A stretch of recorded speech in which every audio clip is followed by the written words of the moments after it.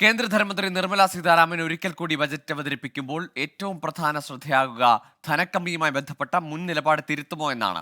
ഇടക്കാല ബജറ്റിലെ നിർണായക പ്രഖ്യാപനമായിരുന്നു ധനക്കമ്മി GDP-യുടെ 4.5% 2 വർഷത്തിനകം കുറയ്ക്കുമെന്നത്.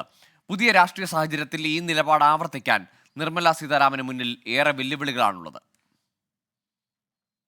നടപ്പ് വർഷം GDP-യുടെ 5.9% ധനക്കമ്മി എന്നാണ് ധനമന്ത്രാലയത്തിന്റെ വിലയിരുത്തൽ.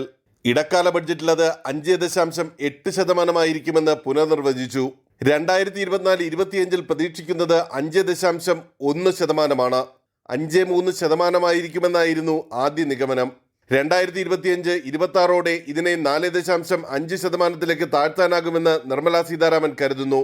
കോവിഡ് അടക്കമുള്ള അപ്രതീക്ഷിത തിരിച്ചടികളുടെ പശ്ചാത്തലത്തിലാണ് ധനക്കമ്മി പരിധി വിട്ടുയർന്നത്. പുതിയ രാഷ്ട്രീയ സാഹചര്യത്തിൽ ധനമന്ത്രാലയം ഇക്കാര്യത്തിൽ കടുംപിടുത്തം തുടർന്നാൽ സർക്കാരിന്റെ സ്ഥിരതയെ തന്നെ അത് ബാധിക്കുന്ന രാഷ്ട്രീയ വിഷയമായി മാറുകയും ചെയ്തേക്കും. പ്രത്യേകിച്ച് ഘടകകക്ഷികൾ മുന്നോട്ട് വെച്ചിട്ടുള്ള ആവശ്യങ്ങളുടെ സാമ്പത്തിക ബാധ്യത അത്രമാത്രം കടുത്തതാണ്. ധനക്കമ്മി കുറയ്ക്കാനായാൽ ചെലവുകൾക്കായി കടം വാങ്ങിക്കൂട്ടുന്നത് കുറയ്ക്കാൻ സർക്കാരിന് സാധിക്കും.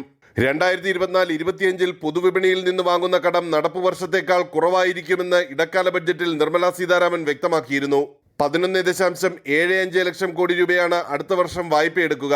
ഇത് 2023-24 ബലത്തിൽ കുറവാണ്.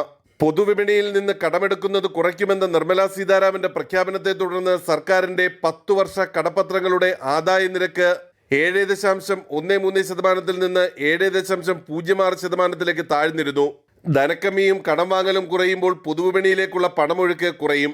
ഇത് പണപ്പെരുപ്പം കുറഞ്ഞു നിൽക്കാൻ സഹായിക്കും. ഘടകകക്ഷികളുടെ ആവശ്യങ്ങൾ നിവർത്തിക്കാൻ ധനമന്ത്രാലയം ആശ്രയിക്കുന്ന സ്രോതസ് ഏതെന്നതാണ് ഈ ഘട്ടത്തിൽ പ്രധാനം. ആർ രാധാകൃഷ്ണൻ, 24, ഡൽഹി.